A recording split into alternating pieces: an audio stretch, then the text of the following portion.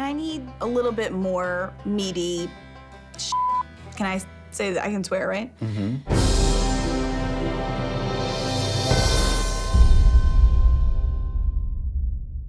Hello, I'm Hillary Ann Matthews, and today we're going to talk about Sadie Farrell, AKA Sadie the Goat. So the year is 1860-ish. We're in Manhattan in the Lower East Side, which is a grisly locale.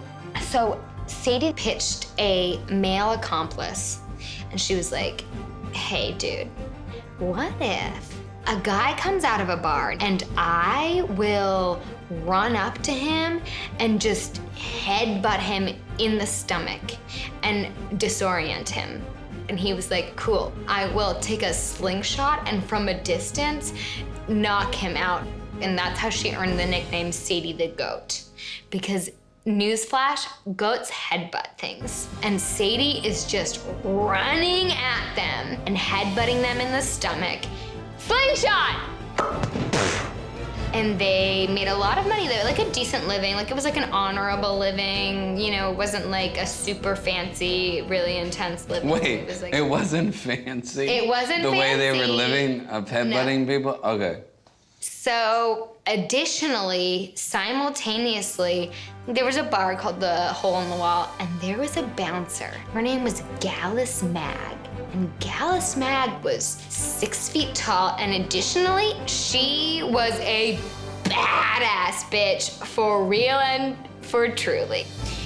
One day, our girl Sadie the Goat comes into the Hole in the Wall bar, and she like encounters Gallus Mag. And here's the thing about Gallus Mag, she was British. Here's the thing about Sadie the Goat, she was Irish. Here's the thing about that time period, white on white racism. So Sadie the Goat, who was like a very mouthy individual, was like, the thing about British people that like they like are like always like, oh, Big Ben is like a big clock. And Gallus Mag was like, please dial back what you're saying. And Sadie the Goat was just like, well, additionally, beans on toast. Gallus Mag was like, you're being too crazy. So she took Sadie the Goat by the ear and she dragged her to the door. And Sadie the Goat was like,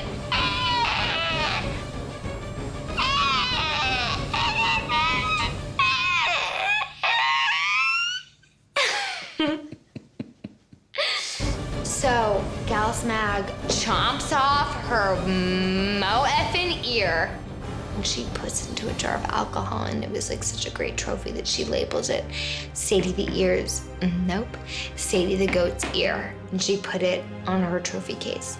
At this point, Sadie the Goat is very embarrassed, and she then witnesses this gang called the Charlton Street Gang, and they're trying to commandeer a small ship, but they're doing a very, very bad job. So she's like, you guys, you're doing not a good job, and because of me, I can make you do a very good job.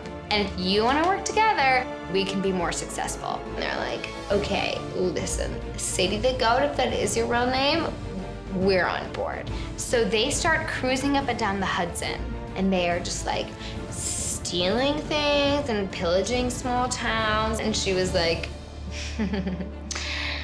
obviously I need to start kidnapping people hardcore. So she's kidnapping people, and she's like, I don't care if your loved ones love you enough to pay your ransom. Like, I'm gonna make you walk the plank right now. And he's like, no, I'm so sorry I backtalked you. And she was like, I'm Sadie the Goat. And then she like trots him off the plank, and he splashes into the river like, So they get the police involved, and they lie in wait, and they're like, okay, we're gonna get Sadie the Goat. And when Sadie and the gang members disembarked, they ambushed them, and they really did some damage because they were shooting a lot of guns. And so Sadie and her gentleman suffered enough casualties that at the end of it, Sadie was like, yo, we gotta pack it in.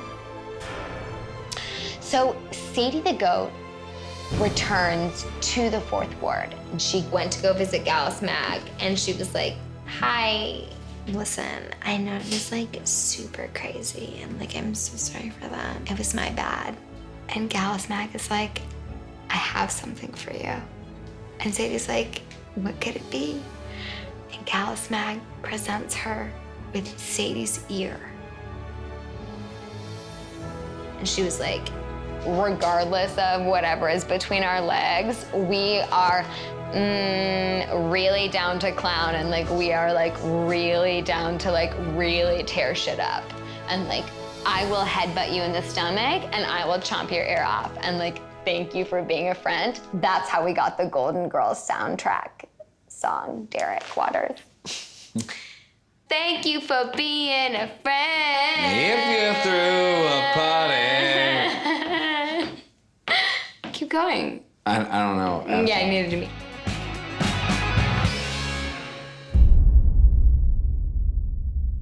Hello, today we're going to talk about Kentucky Daisy and the Great Oklahoma Land Runs. Oh no, I can't. You're fine. So, late 1870s, Kentucky Daisy is a journalist writing all just the fluff, garbage, women pieces. They're like, here's an assignment. Why don't you go write about making corn pie or pudding article or whatever, okay? She's like, I need a little bit more meaty Can I say that? I can swear, right? Mm-hmm. So the government has this land. It's like 2 million acres. I mean, taken from the poor Native Americans. And they're like, what if we give it to some crazy pioneers, let them kind of cultivate it for us, make some cities, etc. Let's give the white people a chance. It's so awful. We took 2 million acres. Wow. It's very sad. But anyways, God bless America. So she hears about this huge land run. April 22nd, noon, land run. 160 acres for free to white people. So she is like, hey, journalist boss, what if I went to this land run and I talked about what girls are wearing in terms of petticoats, but in her head is like, I'm gonna get a piece of this land for me. So she gets there. There are 50,000 people lining the border. Cannon goes off at noon. Boom. Everybody's acting buck wild. Everybody's buck. They'll trample other people, take kids down. They don't care. So there's also a train that goes into the lands as well, and it's filled with journalists. Kentucky Daisy's on the train. She's trying to keep it cool, but then it goes up this incline, so it slows down. Kentucky Daisy's like, this shit. She jumps off of a moving train, over a ditch, gets to the plot of land that she wants, pulls a stake out, pop, claims the land, shoots a gun off, because whatever, that's who she is. Thus I salute the what? What? Kentucky Daisy claim. Thus I salute the Kentucky Daisy claim.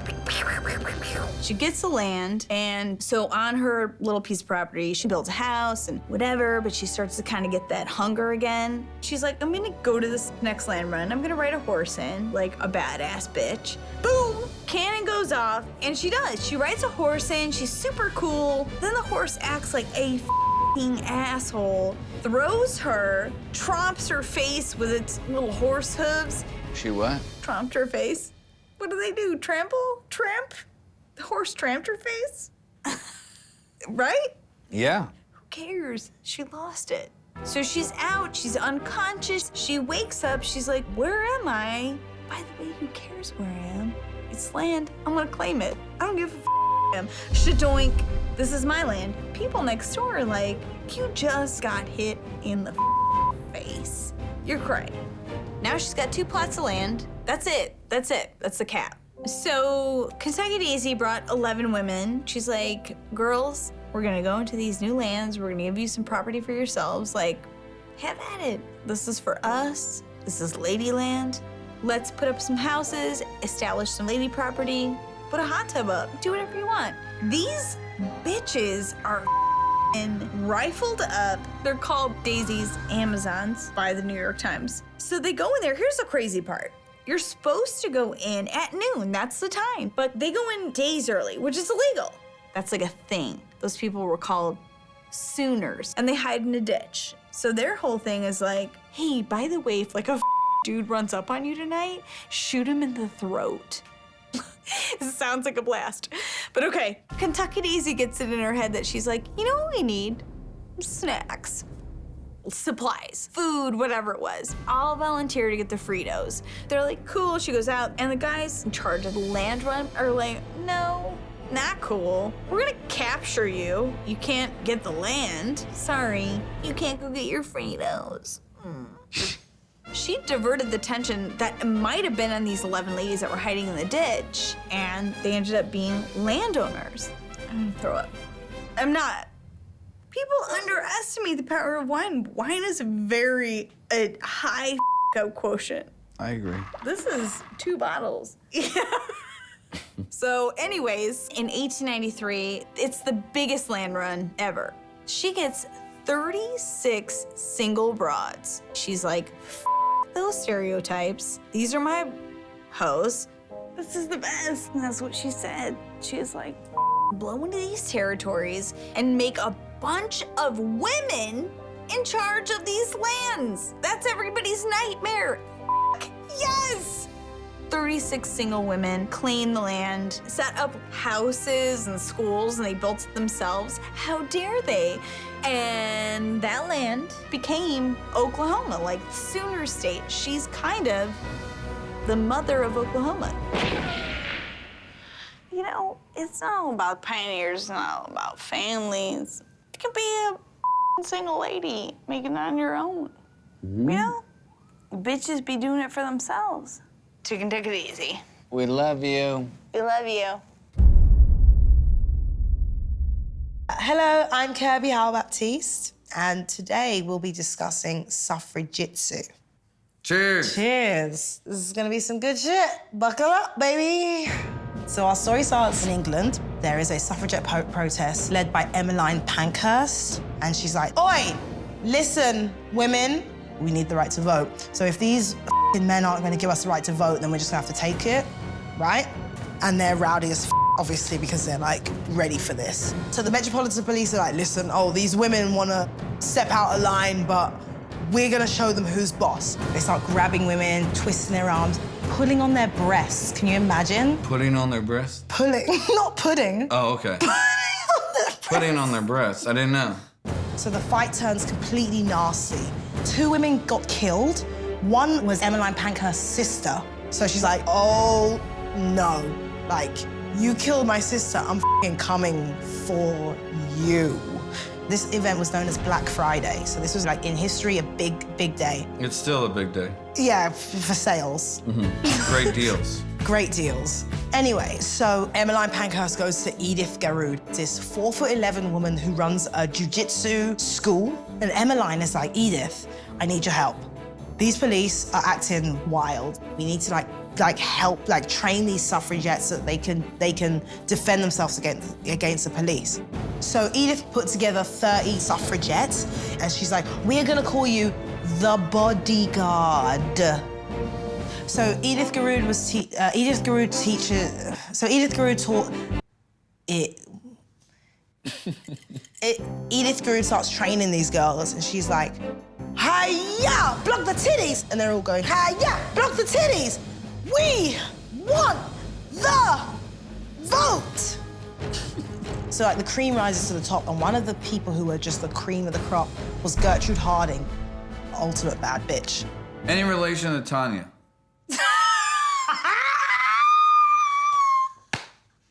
Can you narrate every story? No one reacts to my jokes like that. So, in February 1914, Emmeline delivered a speech in Camden Square, and at the end she goes, okay, you lot, I'm coming down now, and police, you can try and grab these titties, whatever. She comes downstairs, and then the commissioner goes, grab her by the titties, I say, grab her by the titties. And the other guy goes, whoa, this is my first day. I didn't know we were gonna be grabbing people by the titties. And he goes, welcome to the Metropolitan Police. Oh my God. So there's a big tussle. The police grab her, they pull off her bonnet, and they're like, "You're not Emmeline Pankhurst." And she goes, "No shit, idiot. I'm her body double." Emmeline goes downstairs with the rest of the bodyguard. They get her out perfectly safe. The police are mad as hell. But the whole of England knows about Emmeline now. So she's going out to Glasgow for this huge talk at St. Andrew's Hall. And the bodyguard are standing by the stage. And there's like beautiful bouquets behind them. And Emmeline strides over to the stage. And she's like, "We need to fight and we need to do all this stuff." And then the Scottish police, they're like, "Let's play that bitch's tits like a bagpipe." And the bodyguard are like, "Oh, hold on a minute. You're not playing anyone's titties like a bagpipe. Not today." And they flipping them onto the bouquets of flowers. And obviously you might think, "Oh, well, what's that gonna do? That's gonna make them smell nice and maybe get a tiny bit wet because of the flowers." And no, there's barbed wire concealed in all the flowers. She's like, "Oh, you like titties? You know what is also a titty? Barbed wire." And he goes, "I don't get it." And she goes, "It doesn't make any f***ing sense. You just got barbed wired."